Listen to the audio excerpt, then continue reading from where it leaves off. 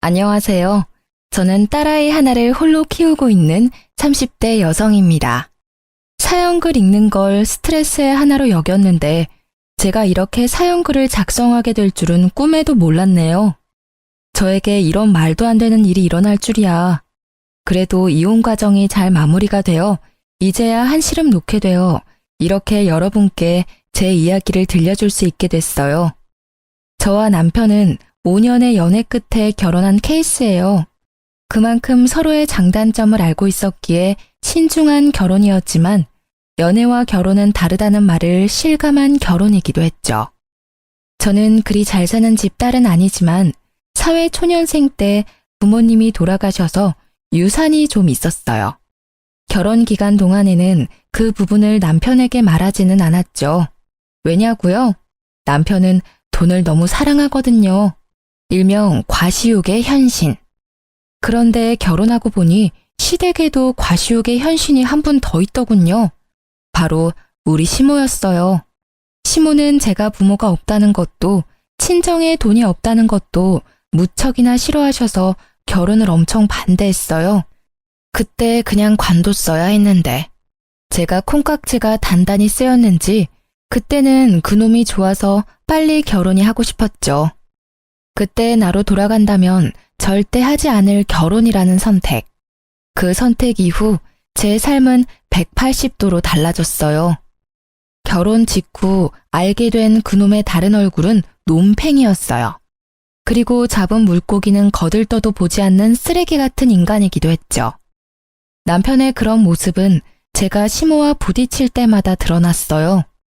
제일 처음 남편의 다른 모습을 느꼈을 때는 임신 전으로 그 당시 저는 간호사로 일하고 있었죠. 제가 일하던 병원은 환자가 많아 바쁜 곳이었고 매일 아침 8시부터 저녁 7시까지 일을 하고 집에 돌아가면 집안일 하기도 힘들 정도였어요. 장시간 서 있고 말해야 하고 웃어야 하고 신경을 곤두세워야 했으니까요. 신혼여행을 다녀오고 복귀를 한 날 오후 시모에게 전화가 왔어요. 얘, 너 반찬 좀 만들어서 오늘 저녁에 우리 집에 갖다 주고 가. 반찬이요? 귀 먹었니? 한 번에 알아듣지도 못해. 사오지 말고 만들어서 와. 저는 힘든 몸으로 장을 봐서 반찬을 만들어 시모의 집으로 갔습니다. 이미 시간은 9시가 훌쩍 넘어 있었어요. 어머님, 반찬 만들어 왔어요. 넌 왜 이렇게 늦어? 식탁 위에 반찬 올려놔라. 반찬을 올려놓자 시모는 손에 일회용 장갑을 끼고는 젓가락을 들고 왔어요.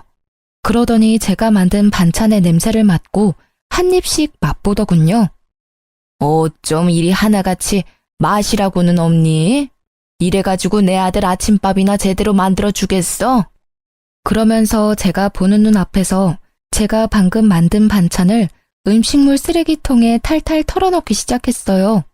그리고 그걸 보는 제 멘탈도 탈탈 털리고 있었죠. 부모 없는 건 티가 안 날래야 안 날 수가 없어. 배운 게 없으니 음식 맛이 이 모양이지. 너 내가 됐다고 할 때까지 월, 수, 금 반찬 만들어서 와. 내가 지정하는 걸로. 알았지? 그러면서 마지막에는 자기가 버린 음식을 담은 봉투를 제게 건네며 나가는 길에 버리라고 시키기까지 했죠. 정성스레 만든 반찬을 가져오자마자 내 손으로 버리는 그 기분 정말 더러웠어요. 눈물도 나고 눈물이 마르니 화가 나고 화가 가라앉으니 어떻게 하면 복수할 수 있을까를 생각하고 있더라고요. 어머님, 반찬 가져왔어요. 그래, 오늘은 닭갈비, 오이소박이, 시금치 나물이지? 시모가 젓가락을 들어 한 입 넣는 것을 보며 저는 속으로 웃었습니다. 이게 뭐니? 닭갈비가 왜 이렇게 달아? 오이소박이는 짜고 시금치는 왜 이렇게 곤죽이 됐어? 제가 조미료를 잘못 봤나 봐요. 그치만 어차피 쓰레기통에 버릴 음식 상관없지 않나요? 드시지도 않을 거 설탕 덩어리, 소금 덩어리면 뭐 어때요? 먹을 사람도 없는데. 예, 그럼 너 일부러 이랬다는 얘기니? 제가 왜 일부러 그러겠어요.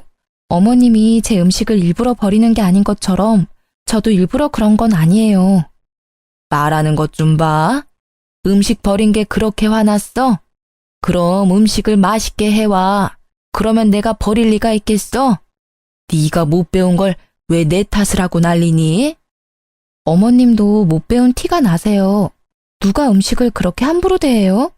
음식 남기면 지옥 간다는 말도 있잖아요. 그러다 진짜 큰일 나면 어쩌시려고. 너 지금 나 타박하는 거니? 좀 기가 막혀서 네가 그러고도 며느리야? 음식이 음식 같아야 말이지. 소여물 같은 음식도 반찬이라고 시어머니한테 가져오다니. 네, 어머님이 그렇게 말씀하시면 어쩔 수 없죠. 소여물 같은 음식 2번 다시 어머니께 가져다 드리지 않을게요. 그럼 됐죠? 결국 저는 6개월 만에 반찬 지옥에서 벗어났습니다. 그러나 그 뒤에는 더 큰 지옥이 기다리고 있었어요. 육아휴직 중에 시모의 호출로 시작된 그 일이요. 예, 너 오늘 쇼핑하는 때 따라와라. 그날은 우리의 음력 생일이었어요. 그래서 저는 시모가 손녀 생일 선물이라도 사주려나 보다 싶어서 따라 나섰죠. 애를 맡길 곳이 없어 어린이집에 맡겨두고 백화점으로 갔어요. 너 뭘 그렇게 멀뚱멀뚱 쳐다봐? 빨리 들어. 아니, 자기는 손이 없고 발이 없는지 저에게 짐을 들도록 시키더라고요. 뭐 거기까지는 그나마 좋게 봐줄 수 있었어요. 백화점에서 몇 보따리를 사서 나온 시모가 이번에는 자신이 가던 정형외과로 향했어요. 시모는 족저근막염이라는 걸 앓고 있는데 잘 낫지 않아서 정기적으로 정형외과를 방문하고 있었어요. 그런데 그날따라 한 간호사와 트러블이 잦더라고요. 저는 하녀처럼 옆에 붙어서 다니고 있었기에 시모의 과도한 요구와 간호사의 불친절이 만나 싸움판이 벌어진 것을 구경하고 있었죠. 아가씨, 여기는 왜 금액이 이렇게 비싸? 저번에 다니던 곳은 이곳 1회 금액으로 2회를 할 수 있을 정도였는데 너무 과잉 청구 아니야? 간호사는 보기 드문 미인이었어요. 한번 보면 잊기 어려울 정도로 존재감이 넘치는 얼굴이었죠. 그녀는 시모에게 밀리지 않고 더 당당하게 말했어요. 환자분, 그러면 그 병원 가시면 되잖아요. 왜 다른 병원 와서 남의 병원이 이렇다 저렇다 떠드시는 거예요? 싫으시면 여기 오지 마세요. 그 병원이 뭔가 마음에 안 들었으니까 여기 오셔놓고 무슨 불평 불만이 그렇게 많으세요? 시모 못지않은 드센 기운의 간호사는 시모를 납작하게 눌러버렸죠. 대파랗게 어린 게 두 눈 부릅뜨고 말하는 것 좀 봐. 어른한테 그게 할 소리야? 너 내가 원장한테 말해서 여기 그만두게 만들어줄 테니까 딱 기다리고 있어. 으름장을 놓는 시모의 말에도 그녀는 네 성의 없는 말투로 일관했고 결국 시모는 화가 머리끝까지 났습니다. 그런데 엉뚱하게도 그 간호사가 키운 불똥이 제게 튀었죠. 오늘은 저녁 먹고 들어갈 거야. 그 말에 저도 출출함을 느꼈기에 시모를 따라 안으로 들어갔어요. 그런데 갑자기 시모가 이상하다는 얼굴로 저를 쳐다보더군요. 왜 그러세요, 어머니? 넌 왜 따라와? 네? 난 너랑 같이 밥 먹기 싫어. 나도 밥 편하게 좀 먹자. 네 얼굴 보면서 먹으면 체할 것 같아서 그래. 넌 밖에서 짐이나 지키고 있어.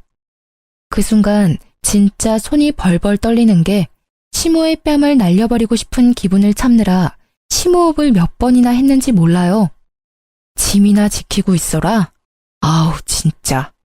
시모만 아니면 저도 아까 그 간호사처럼 대꾸해주고 싶을 정도였죠. 딸아이 생일 선물 사러 온 거라고 생각했는데 그런 것도 아니었고 가만 보니 딸의 생일인지도 모르고 있는 눈치더라고요. 저런 사람을 시모라고 모셔야 하다니. 그러던 중에 전화벨이 울리더라고요. 어린이집 선생님이었어요. 어머님, 저희 마감 시간이 다 되어가서요. 혹시 언제쯤 오시나요? 아, 죄송해요. 최대한 빨리 데리러 갈게요. 죄송합니다. 갈 때까지 조금만 봐주세요. 전화기 너머로 연신 고개를 숙이며 사죄의 말을 한 저는 남편에게 급히 전화를 걸었습니다. 당신 빨리 어린이집에 좀 가봐. 마감 시간이라는데 내가 가기가 좀 그래. 당신 애 보려고 육아휴직하는 거 아니었어? 지금 어디서 뭘 하고 있길래 애도 맡겨놓고 밖이야. 내가 지금 놀고 있으면 당신한테 전화했겠어? 다짜고짜 왜 나한테 화내고 난리야. 나 지금 어머님하고 밖에 나와 있거든? 당신 퇴근 시간 넘었는데 집 아냐? 나 지금 바빠. 갑자기 전화해서 데려오라 말라야. 나 안 갈 테니까 당신이 알아서 해. 자기 말만 하고 끊어버리는 남편 때문에 저는 열이 더 받았고 결국 이제 막 밥 한 술 뜬 시모에게 가서 말했어요. 어머님, 어린이집에서 마감 시간이라고 연락 왔어요. 제가 데리러 가야 할 것 같은데 괜찮을까요? 저는 최대한 정중히 물어봤어요. 설마 손녀딸 일인데 그마저도 하지 말라고 하지는 않겠지. 그렇지만 시모는 제 짧은 생각을 한참 넘어서는 상식의 소유자였어요. 네가 가면 내 짐은 누가 지키니? 그리고 나 혼자 저 많은 짐을 어떻게 들고 가? 넌 생각이 있는 애니 없는 애니? 어머니야말로 생각이 있어요? 라고 묻고 싶은 걸 꾹 참았습니다. 그리고 다시 정중하게 말씀드렸어요. 어머님, 어린이집 마감이면 선생님도 집에 가셔야 해요. 우리 애 하나 때문에 선생님 힘들게 할 수는 없는 노릇이잖아요. 그게 그 사람들 일 아니니? 바쁜 사람 위해서 어린이집이 있는 거지. 그렇죠. 바쁜 사람을 위한 어린이집이죠. 그런데 저는 바쁜 일이 없으니까 그만 가보겠습니다. 어차피 밥은 어머님 혼자서 드시고 짐은 발이 달린 것도 아닌데 알아서 잘 있겠죠. 집에 가실 때는 알아서 하세요, 그럼. 야, 너 어디 가? 짐 하나라도 없어지면 네가 책임질 거야? 당장 이리 오지 못해? 제 등 뒤에서 고래고래 고함을 지르는 시모를 모른 채 하고 저는 택시를 타고 어린이집으로 갔습니다. 택시 안에서 초조하고 미안한 마음에 눈물이 다 나더라고요. 두 번 다시 내가 저놈의 시모 믿나 봐라 하는 마음만 가득했어요. 애는 늦게까지 혼자 있어서 그런지 시무룩해 보였어요. 저는 백화점에서 딸 생일 선물 하나 사오지 못한 저를 원망했어요. 점심때 어린이집에 맡기면서 우리 딸 생일 선물 사오겠다고 말했는데 그걸 지켜주지 못해서 속상했거든요. 집에 와서 아이를 재워놓고 나니 억눌렀던 화가 차오르는 것이 느껴졌습니다. 12시가 넘어서야 남편 놈이 어슬렁어슬렁 기어들어오더군요. 당신 지금까지 어디서 뭐 하다가 오는 거야? 설마 술 마셨어? 그래, 술 한잔 했다. 왜? 마누라가 집에서 보라는 애는 안 보고 싸돌아다녀서 열받아서 한잔 했어. 아이고, 애 좀 데리고 오라고 했더니 한밤중까지 술을 쳐드시고 오셨어? 당신 나하고 애한테는 신경도 안 쓰지? 내가 못 간다고 이야기하면 당신이라도 가야 하잖아. 오늘 애가 시무룩해서는 그게 내 잘못이야? 따지고 보면 당신이 육아휴직하면서 집에서 쉬는 주제에 빨빨거리고 돌아다닌 게 잘못이지. 내가 어디 갔었는지는 알고나 하는 말이야? 어머니가 불러서 나갔어. 나더러 짐꾼 시키고 어린이집 간다니까 가지 말라고 하더라고. 애기 생일이라 난 또 생일 선물이나 사주려나 싶어서 나갔지. 선물? 선물은커녕 사람을 식모처럼 부리는데 어떻게 둘이 그렇게 똑같아? 똑같이 무신경하고 제멋대로야. 야, 너 우리 엄마 욕하는 거야? 가만히 보면 너는 우리 엄마에 대한 존중이 없어. 엄마가 일부러 그랬겠어? 곤란하니까 그랬겠지. 네 생각만 하지 말고 다른 사람 생각도 좀 해. 아니, 저녁 시간에 어머니는 식사하러 들어가시고는 나한테는 밖에서 짐 지키라는데 당신은 이해가 돼? 나는 어머님이 일부러 그랬다는 생각밖에 안 들어. 며느리 시집살이 시키는 거로밖에 안 보인다고. 밥도 못 먹고 밥 먹는 거 지켜보면서 멀뚱히 서 있는 게 얼마나 비참한지 당신은 이해할 수 있어? 그래서 꼴랑 밥 한 끼 못 먹게 했다고 이 난리야? 그게 그렇게 억울해? 자, 돈 줄 테니까 가서 먹고 와. 아주 배 터지게 먹고 와. 그럼 되겠네. 갑자기 지갑을 열어젖힌 남편이 제 얼굴로 10,000원짜리 한 장을 집어 던졌어요. 순간 그 치욕과 더러운 기분이 한데 뭉치면서 제 눈깔도 돌아버렸습니다. 이 인간이 돌았나? 지금 내 얼굴에 돈을 던져? 내가 지금 돈 없어서 그러는 줄 알아? 사람을 하녀처럼 부려먹는 당신 엄마한테 열받아서 그러지. 당신 엄마? 이게 오냐오냐 하니까 시어머니를 뭐라고 생각하는 거야? 그리고 돈 준 게 싫어? 너 매일 입만 열면 돈 없다 돈 없다 앵앵대잖아. 그리고 남들은 애 보면서 살림도 잘만 하는데 당신은 그거 하나도 제대로 못해서 바쁜 사람 오라가라야? 진짜 한 대 패버리고 싶은 걸 겨우 참았어요. 저놈이 지금까지 돈 없다는 제 말을 이런 식으로 받아들인 줄 몰랐어요. 매번 남편 사치를 말리려고 돈 없다고 자제시킨 것뿐인데. 그래, 남의 남편들은 일하면서도 애한테 어찌나 지극정성인지. 그에 비하면 우리 애 아빠라고 있는 놈은 그 와중에 자기 엄마랑 똑같이 애 생일까지 잊어버리고 바로 어제 이야기했는데 애 얼굴 보는 거 미안하지도 않니? 음력 생일이 뭐가 중요한데 양력 생일 챙겨주면 되잖아. 이러니 내가 당신을 못 믿지. 당신 아버님이 음력 생일 지내라고 한 거 잊었어? 어떻게 아버님만 연락 올 수가 있어? 당신이 오늘 어떻게 나오는지 보고 아버님한테 말할까 말까 고민했는데 안 되겠어. 내일 당장 전화해서 이야기할 거야. 잠깐만. 그런 걸로 무슨 전화까지 해. 좋아. 그럼 내일 가족끼리 가까운 동물원이라도 갔다 오자. 우리 딸 동물원 좋아하잖아. 헬렐레 하던 남편을 바짝 긴장하게 만든 건 제가 아니라 시부였죠. 남편은 시부가 운영하는 작은 회사에서 관리직이라는 명목뿐인 직급으로 일하면서 월급을 받고 있거든요. 게다가 월급 외에도 손녀 용돈이라는 명목으로 매달 몇십만 원씩 주셔요. 몰래 저한테만 따로 용돈도 주시고요. 그만큼 시부는 며느리와 손녀딸에게 잘해주셔요. 진짜 남편놈한테 화나면 다 때려치고 싶다가도 할아버지 품에서 방긋방긋 미소 짓는 딸 생각에 내가 참자고 포기할 때도 있었어요. 제발, 정말로 이제 좀 잘하자. 그리고 당신 어머니한테 말 좀 해줘. 매번 불러내시면 이번에는 진짜 아버님께 말씀드릴 테니까. 그래, 내가 엄마한테 전화해서 잘 처리할게. 잠깐만 기다려봐. 지금 당장 전화할게. 그러더니 생각이 있는지 없는지 새벽 1시에 시모께 전화를 하지 뭐해요. 저는 어이가 없었지만 시모도 된통 당하길 마음으로 막지 않았어요. 엄마는 왜 애 잘 보고 있는 주부를 불러다가 그런 일을 시켜? 그리고 애 손녀 생일을 잊고 사는 할머니가 세상에 어딨어? 이제 2번 다시 와이프 쓸데없는 일에 와이프 불러내지 마. 한 번만 더 그러면 아버지한테 이를 거야. 유치하기 이를 데 없는 아버지에게 이른다는 협박이 이 집에서만은 만능이었어요. 게다가 오밤중에 자기 엄마한테 전화해서 전화리를 치다니. 그래도 제 속은 시원하긴 하더군요. 야, 너 네 안사람 얘기 듣고 이러는 거니? 나도 걔 때문에 힘들었어. 짐꾼으로 불렀는데 휙 가버리고 결국 택시기사님이 옮겨주셨잖니? 엄마, 와이프가 무슨 짐꾼이야? 결국 목소리 큰 놈이 이긴다고 목소리도 크고 막무가내인 남편놈에게 시모가 졌습니다. 데리고 다녀서 미안하다는 말을 끝내 하게 만든 남편이 전화를 끊으며 씩 웃었지만 저는 웃지 못했어요.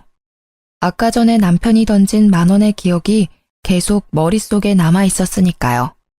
그래도 이때는 이혼까지 생각하진 않았어요. 양친이 없는 제게 가족은 바꿀 수 없는 소중한 것이라는 생각이 머릿속에 가득했으니까요.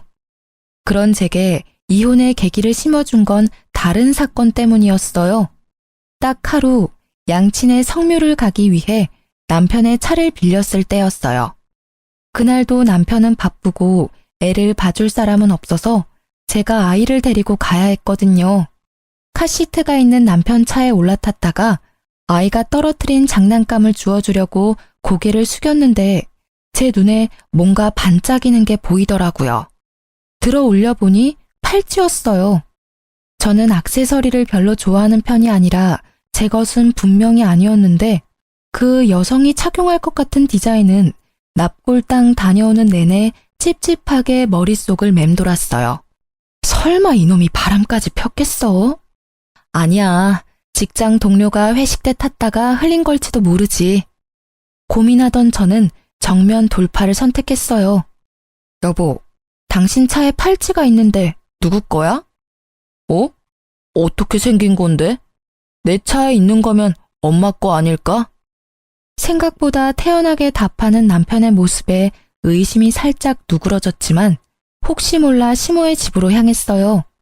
남편 말이 맞다면 어머니한테 돌려주는 게 맞으니까요. 어머님, 혹시 이런 팔찌는 얼마 정도 할까요? 내가 그걸 어떻게 알아?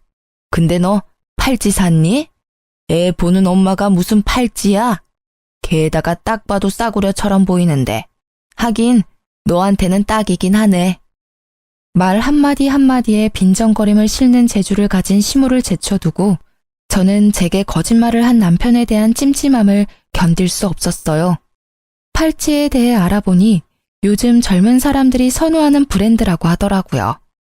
그날 저녁 저는 남편에게 팔찌에 대해 물었어요. 이 팔찌 어머님 거 아니라는데? 당신 혹시 어린 여자 맞나? 딱 봐도 젊은 애들이나 할 법한 팔찌잖아. 무슨 소리야. 엄마가 아니면 직원들 중에 누가 떨어뜨렸겠지. 난 진짜로 결백해. 못 믿겠으면 전화 내역, 문자 내역 다 봐봐. 나 목욕하고 올 때까지 열심히 찾아봐. 어차피 아무것도 안 나오겠지만. 그 말을 끝내고 남편은 진짜로 제게 폰을 맡기고는 욕실로 갔어요. 진짜 아닌가? 하며 폰을 뒤지는데 정말 아무것도 없더라고요. 남편에게 미안한 짓을 했다며 뒤로 빠져나오려다 저도 모르게 스팸 차단된 메시지를 들어갔는데 우와, 상간녀와의 불륜 메시지가 끝도 없이 이어지더라고요. 보니까 스팸 차단된 번호는 이 차단된 메시지 내역으로 들어가야만 볼 수 있는 거였더라고요. 내가 못 찾았다면 끝까지 발뺌했을 남편에게 열이 받았지만 일단 먼저 사진부터 쭉 찍었어요. 읽는 것보다는 증거부터 남겨야 하니 후다다닥 찍었죠. 그때 내 눈에 들어온 메시지. 오빠, 생리가 늦어져. 딱 보니 갈 때까지 간 것 같은 이 문자. 빡친 저는 사진 다 찍고 남편 폰을 원래대로 돌려놨어요. 그리고는 제 폰의 녹음 기능을 켜고 놈이 나오기를 기다렸죠. 당신 폰 진짜로 내가 뒤져봐도 돼? 정말 맹세코 바람 안 폈다고 말할 수 있어? 당연하지. 나는 떳떳해. 다 뒤져봐도 돼. 내가 허락할 테니까 마음대로 봐. 남편 놈의 허락도 맡았겠다. 저는 알겠다고 하고 뒤지는 신용만 했습니다. 그리고는 아무 말 없이 안방으로 가 누웠죠. 옆에서 거봐, 없지? 하며 의기양양하게 웃는 모습에 한 대 팰까 했지만 참았어요. 마지막 결정적인 한 방을 위해 정말로 영혼까지 끌어모아 참았습니다. 그놈이 출근하고 저는 바빠졌습니다. 찍어놓은 수십 장의 사진을 분석해야 해서요. 그러다 보니 주소를 찍은 문자가 있더군요. 그런데 그 문자 주소가 눈에 익었어요. 어머님이 다니는 정형외과 주소였거든요. 저는 잠시 고민하다가 정형외과로 갔습니다. 그리고 간호사들이 앉아있는 안내 데스크에서 이렇게 말했죠. 며칠 전에 요 앞에서 팔찌를 하나 주웠는데 혹시 주인이 계신가요? 제 것 같은데요. 그렇게 나서는 여자의 얼굴을 보고 저는 속으로 깜짝 놀랐습니다. 시모와 대판 싸운 그 불친절한 간호사였거든요. 저는 속으로 숨을 삼키고 확인했어요. 진짜 주인인지 모르니까 팔찌가 어떻게 생겼는지 설명해 주시겠어요?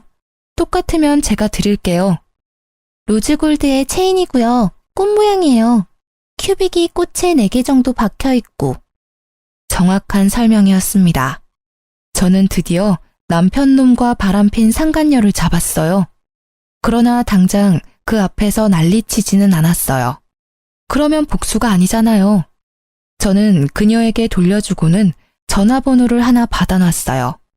상간녀가 제게 뭐라도 사겠다고 하길래 지금은 안 되니 나중에 제가 전화하면 와달라고 했죠. 이것도 인연인데 친하게 지내자면서요. 그리고 집에 돌아와 남편을 기다렸습니다. 그날도 남편은 상간녀를 만났는지 엄청 늦게 오더군요. 당신 바람 폈지? 무슨 헛소리야. 아니라고 몇 번을 얘기해. 그런데 어떡하지? 나는 이미 증거를 잡았는데. 뭐? 그런 게 있을 리가 없잖아. 그놈은 눈에 띄게 당황하고 있었어요. 그 모습은 틀림없는 불륜남의 불안함이었습니다. 그때 보여준 당신 폰에서 봤어. 스팸으로 차단된 문자에 고스란히 찍혀 있던데 내가 못 찾을 줄 알았나 봐. 이 나쁜 놈아. 애한테 신경도 안 쓰고 늦게 쏘다니더니 바람을 펴? 이제 애가 1살이다. 당신 머리통에는 도대체 뭐가 든 거야? 애 아빠라는 생각이 있긴 해? 아, 그래. 폈다. 바람 좀 폈어. 맨날 집에서 들들 볶기나 하는 마누라한테 질려서 다른 여자 좀 만났어. 근데 그게 뭐? 내가 죽을 죄를 지은 것도 아니잖아. 솔직히 나도 당신한테 질려. 매번 우리 엄마랑 싸우고 나랑 싸우고. 나도 당신이랑 같이 살기 싫어. 이혼해. 진짜 돌았구나. 완전 갈 때까지 가셨네. 세상은 당신 같은 놈을 유책 배우자라고 해. 당신한테 유리한 점은 하나도 없다고. 그딴 건 난 모르고 딸 양육권, 친권만 있으면 돼. 어차피 당신은 경제권도 없고 아무것도 없잖아. 그러니까 당신은 애 못 데려가. 우리 딸이 황금알을 낳는 거위인데 당신이 가져가면 똥 되는 거야. 에라이 이 미친놈아. 딸을 돈 버는 기계로 생각해? 아버님이 주시는 용돈 때문에 애 데려가려는 거면 절대 못 데려가. 이혼하자고? 그래, 내가 못할 줄 알아. 이혼해. 소송 걸고 엉망진창으로 같이 싸워보자, 어? 지금 당장 어머님 댁으로 같이 가. 가서 이혼하겠다고 말씀드리고. 화가 머리끝까지 난 저는 시모 집으로 가는 차 안에서 시부와 상간녀에게 문자를 보냈습니다. 시모의 집 주소를 보내면서 지금 이쪽으로 오라고 말이죠. 갑자기 너희들 무슨 일이야? 둘이서 같이. 어머님, 저희 이혼하기로 했어요. 제가 말을 꺼내자마자 시모의 얼굴빛이 확 달라지며 눈을 반짝이더군요. 저는 속으로 웃었습니다. 남편놈의 상간녀가 누구인지 알고도 이렇게 좋아할 수 있을까요? 어머, 얘 잘됐다. 너희는 아무리 봐도 안 맞았어. 어쩜 잘 생각했어. 어머님, 안 맞아서 헤어지는 게 아니라 이 사람이 바람 펴서 헤어지는 거예요. 바람? 너 진짜 바람 폈니? 그건 곤란한데. 저는 시모가 맞받아칠 줄 알았는데 시모는 답지 않게 당황스러운 표정을 지어 보였습니다. 곤란한 게 아니라 잘못된 거죠. 어머님은 아들을 어떻게 키우셨길래 그걸 당당하다고 말하는 거죠? 얘는 말은 똑바로 해. 사람이 바람을 피우는 데는 원인 제공을 한 너한테도 문제가 있어. 제가 무슨 원인 제공을 했어요? 제가 제발 좀 여자 만나라고 이 인간한테 여자를 들이밀기를 했어요? 아니면 여자한테 우리 남편 좀 만나달라고 빌기라도 했어요? 말을 참 이상하게 하네요? 잘못은 이 새끼가 했는데 왜 제 탓을 하세요? 네 꼴을 좀 봐. 그걸 나한테 물으면 내가 뭐라고 해야 하니? 네가 이렇게 추레하게 다니니까 네 남편이 바람을 피우지. 얼굴이 못생겼으면 돈이라도 많던가. 세상에 하고 많은 여자 중에 꼭 골라도 이런 애를 골라서는 그래도 이제 헤어진다니 다행이구나.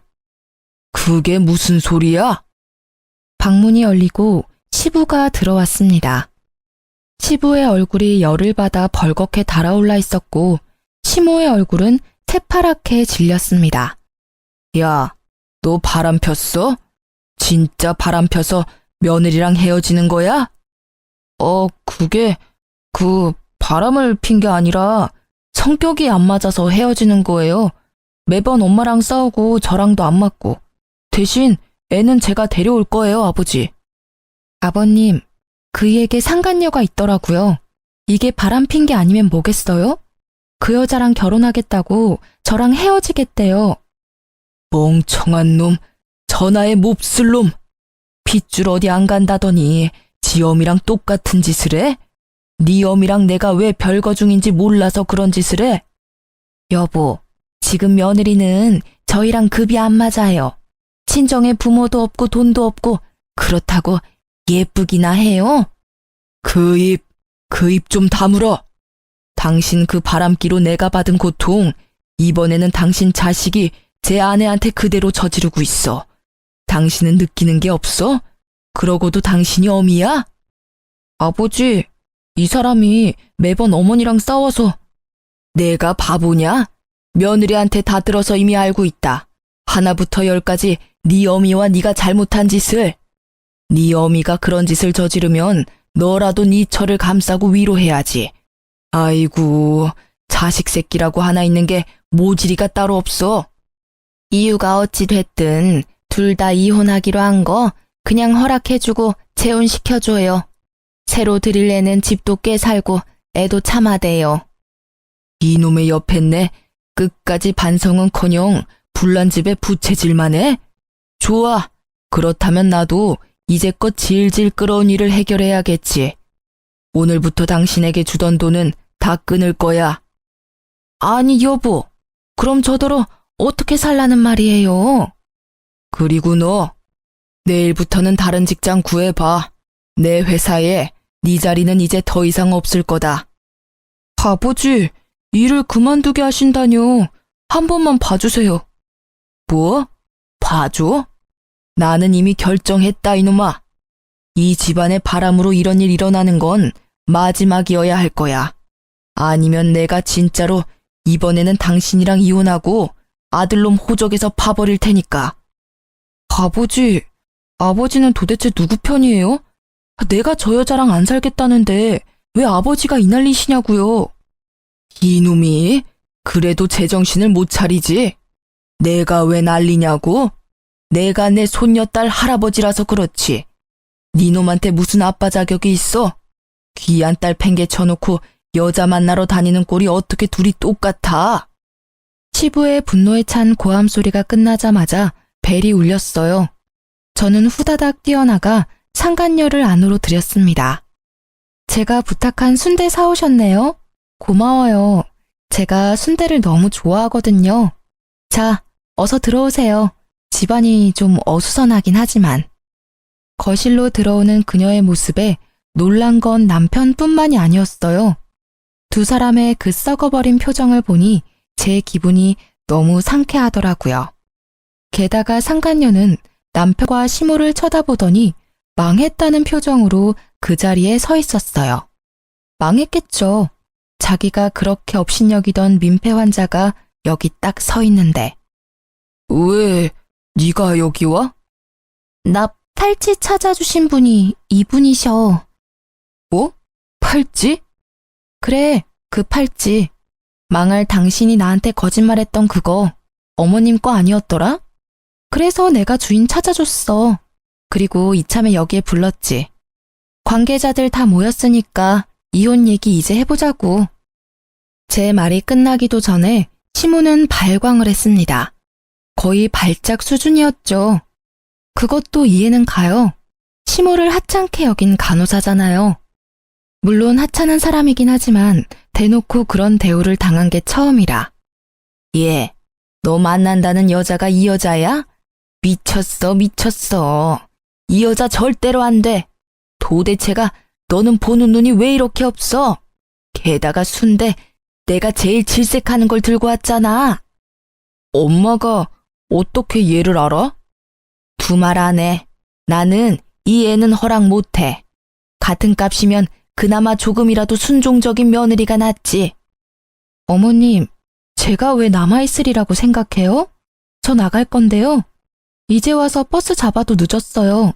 저도 두 분한테 정이 뚝 떨어졌거든요. 정말 어디 가서 이런 애들만 골라서 와? 좀 괜찮은 애를 데리고 와야 데리고 다닐 맛이 날 거 아니야. 상간녀는 잠시 주변을 둘러보는 듯 하더니 생각이 끝난 듯 말도 안 되는 말을 짓거리더라고요. 안녕하세요. 정하경이에요. 오빠와는 만난 지 1년 됐고 오빠와의 결혼을 진지하게 생각하고 있어요. 머리가 돌아버린 건지 원래 앞만 보고 사는 건지는 모르겠지만 아직 정식으로 이혼도 안 한 와이프 앞에서 당당하게 말하는 꼴을 보니 보통 꼴통은 아니구나 하는 생각이 들었죠. 그래요? 아직 이혼도 안 한 남자랑 결혼 생각을 하고 있어요? 부인 있는 남자랑 바람 펴놓고 상간녀라 그런지 얼굴에 철판을 깔았나 봐요. 세상의 모든 상간녀들이 다 그렇죠. 전 당당해요. 상간녀이기 전에 저와 오빠는 사랑하는 사이고 그걸 맡고 있는 사람이 아줌마니까요. 애를 빌미로 매번 협박한다는데 그게 아내가 할 행동인가요? 네가 뭘 안다고 입을 나불대? 애를 빌미로 협박? 네가 좋아하는 오빠가 그리 말하든? 웃기고 있네. 이렇게 순진한 아가씨가 여기 있네. 이보세요, 상간녀 씨. 당신 오빠는 기본적으로 애를 안 봐줘요. 애를 빌미로 협박? 당신 오빠가 애를 무서워할 것 같아? 정작 무서워하는 건 따로 있는데? 그리고 당신도 애를 가졌다면서 애를 빌미로 합법적인 남편한테 집에 관심 좀 가지라고 말한 와이프랑 애를 빌미로 애 있는 유부남 꼬셔서 결혼하자고 하는 상간녀랑 딱 봐도 누가 진짜 잘못한 건지는 뻔하지 않아? 그만해. 하경이 하는 말 다 100번 오라. 당신이 매번 딸을 방패 삼아 나한테 이렇게 하라 저렇게 하라 시키는 게 짜증났다고. 아이고 열분 아셨네. 그래요? 네 놈이 먼저 여자를 꼬셨어요? 그래서 잘하는 짓이다. 어?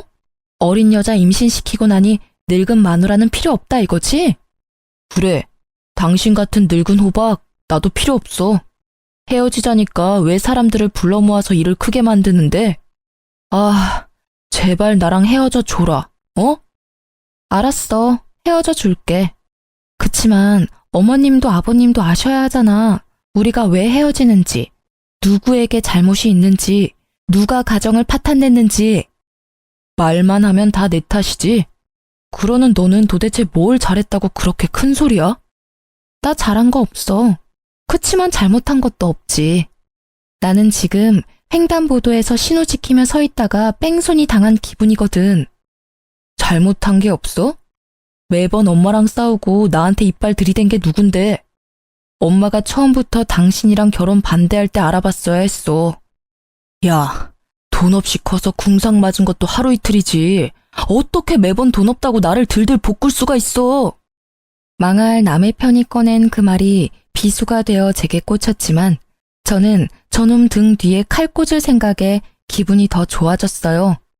돈 없이 커서 궁상 맞은 나에게 몇 억의 유산이 있다는 걸 알면 이놈은 어떤 반응을 할까 싶었거든요. 솔직히 제가 상간녀를 부르고 남편을 부채질한 건 두 사람이 결혼했으면 하는 마음에서였어요. 저는 이 여자에게 주고 싶었어요. 제가 이 지랄 맞은 시모와 남편에게 당한 수모와 치욕스러움을 말이죠. 분명히 이 두 사람은 내가 없으면 다른 사람에게 똑같은 행동을 하겠죠. 이 상간녀가 왜 남편과 결혼하고 싶어 하는지는 눈에 선해요. 딱 봐도 남편은 돈 많게 생겼으니까요. 제발 둘이 결혼해서 너도 나처럼 눈물 흘리며 고생해봐 하는 마음뿐이었죠. 우리 둘의 설전을 말린 건 시부였습니다. 둘 다 그만해라. 여기서 단단히 내 일러두는데 내가 죽으면 당신하고 당신 아들은 내 유산 받을 생각 꿈에도 하지 마. 내 재산 반은 사회에 환원하고 반은 손녀딸에게 줄 테니까. 그 말만 남기고 시부는 떠났고 남겨진 두 사람은 설마 진짜 그럴 리가 있겠냐며 의외로 낙관적인 생각을 하더라고요. 그래서 제가 그들이 그런 생각을 못하게 진실을 알려줬습니다. 아버님이 저번에 변호사와 유언장 다시 작성했다고 하셨는데 다들 그건 잊고 계시네요. 거기 뭐라고 적혀 있을지 궁금하지는 않으신가 봐요? 저는 그렇게 말하고 그 집에서 나왔습니다. 집에서 딸과 제 물건을 챙겨 나오고서는 남편과 이혼소송 진행했어요. 부모님이 남긴 유산으로 교회에 적당한 집도 하나 사고 파트타임으로 일하며 일자리도 얻었어요. 그리고 제가 집을 샀다는 걸 어디서 들었는지 시모가 제 집으로 찾아왔더군요. 예, 잘 지냈니? 일하느라 애 보니 힘들지? 그래서 내가 반찬 좀 싸왔어. 시모의 몰골은 웃기지도 않았습니다. 언제나 명품을 휘두르고 있던 시모에게 명품이라고는 하나도 보이지 않았으니까요. 내가 많이 잘못했어. 너한테 돈이 많았다면 미리 얘기하지 그랬어. 그랬으면 내가 그렇게까지 하지는 않았을 텐데. 아들도 많이 후회하더라. 그러니 다시 잘해보는 게 어떠냐? 이 집도 내놓고 우리 집으로 들어오고. 그리고 너 아직 네 시아버지랑 자주 만나는 것 같던데 그 사람한테 잘 얘기해서 나 용돈도 다시 받도록 해주고. 바뀐 줄 알았더니 하나도 바뀐 게 없더라고요. 사람 쉽게 바뀌지 않는다더니 어찌 이리 얄미운 부부는 그대로인지. 게다가 돈이 많았으면 나를 괴롭히지 않았을 거라는 그 생각이 정말 천박하고 예의 없는 생각이라는 걸 아직 모르더군요. 게다가 용돈을 다시 받을 수 있도록 해달라니. 제게 와서 할 말은 아니잖아요. 시부에게 가서 손이 발이 되도록 빌어야 할 일을 어째서 내게 책임 전가를 시키는지. 저는 쓰레기통을 가져와 시모가 가져온 반찬통 옆에 뒀습니다. 그리고 반찬통을 열어 하나하나 쓰레기통에 집어넣었어요. 반찬을 싸우면 제가 용서할 거라고 생각했어요? 아이고, 뻔뻔한 것도 유전인가 봐요. 아주머니께서 당신 아들한테 저하고 헤어지고 다른 여자랑 잘해보라는 말 했을 때부터 우리는 연 끊은 거예요. 아시겠어요? 그러니 당장 나가세요. 결국 시모는 본전도 못 찾고 터덜터덜 나갔죠. 저는 소금을 들고 시모 뒤를 따라가 문 앞에서 밖으로 소금을 휙휙 쳤습니다.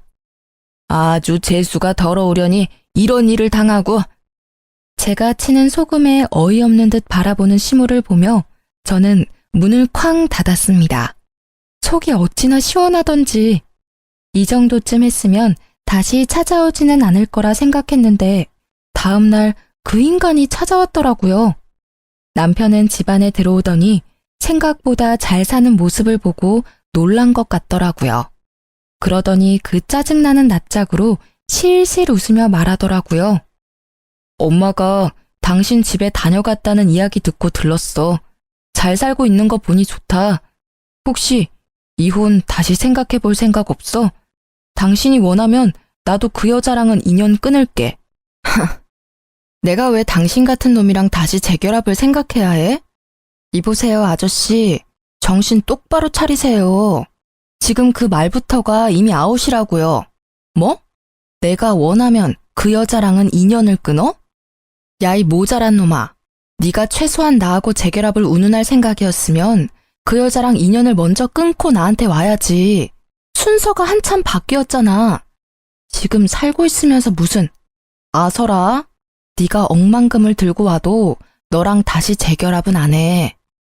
그러면 돈이라도 좀 빌려줘. 한 1,000만 원만. 미친. 나한테 돈 맡겨놨어? 그리고 왜 내가 너한테 돈을 빌려줘야 해? 내가 지금 당장 너한테 위자료 받아도 모자랄 판에. 그래, 이혼 소송하고 있으니까 막 가는 거야? 당신이 이렇게 돈 많이 있는지 몰랐지. 있었다는 걸 알았으면 나도 헤어지자고 하진 않았을 거 아니야? 이 말도 진짜 웃기다.